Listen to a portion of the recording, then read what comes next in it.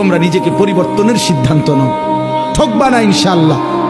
আল্লাহকে সেজদা দিয়ে কেউ ঠকে না, প্রিয় নবী সাল্লাল্লাহু আলাইহি সাল্লামকে অনুসরণ করে কেউ ঠকে না। আল্লাহ তাকে দামি বানায় দুনিয়াতেও আখিরাতেও। আখিরাতেও কোনো পাপী, কোনো চরিত্রহীন, কোনো লম্পট, কোনো দুশ্চরিত্র বন্ধু সে মানুষের কাছে ঘৃণিত হয়, ঘৃণিত হয়। তোমরা যারা 5 ওয়াক্ত নামাজ পড়ো না, তোমরা লজ্জিত ঘৃণিতই হবা ভাইয়া। আল্লাহ তাআলা আমাদের সন্তানদের 5 বার ডাকতো আপন মনে, আজ সেই মসজিদই বিনা ডাকে তোমার নিথর দেহ এসেছে, রুহুটা নেই সাথে। যে হুজুরকে অবহেলা করে এড়িয়ে গেছো বারবার, আজ তারই কণ্ঠে জানাজা হচ্ছে তোমার ওই দম নিঃশ্বাস ছাড়া দেহটার। অহংকার, সম্পদ, খ্যাতি, আসন সবই হলো ফাঁকা। এই মসজিদের মাটিতে জমিদারের পুত্র বধূও যায়, একজন সামনের থেকে আসতেছে, একজন সামনের দিকে যাইতেছে। দুইজনের ক্রসিং এর সময় ভিক্ষুকের গায়ের কাদা জমিদারের পুত্রবধূর গায়ে লেগে গেছে। সে দুনিয়া আন্ধার করে ফেলছে, স্বামীকে ডাইকা নিয়ে আসছে, বলছে ভিক্ষুক আমার কাপড় নষ্ট করে দিছে। সে শুধু ভিক্ষুক ছিল না, বৃদ্ধ ছিল।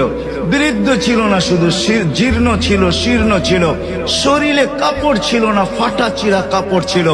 পায়ে জুতা ছিল না, পেটে ভাত ছিল না।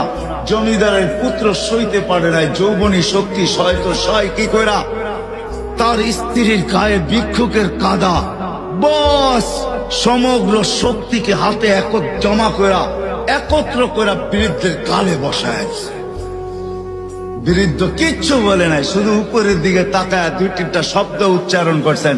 শব্দগুলা হলো ইয়া মান লা তারাহুল উয়ুন, ও আল্লাহ চোখে দেখা যায় না।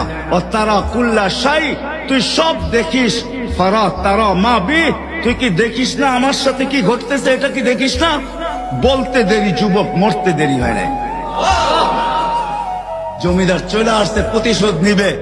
বৃদ্ধের একদিকে মুস্কি হাসি, একদিকে বলতেছে প্রেমের খেলা এমনই হয়। জিজ্ঞাসা করছে কিসের প্রেমের খেলা রে?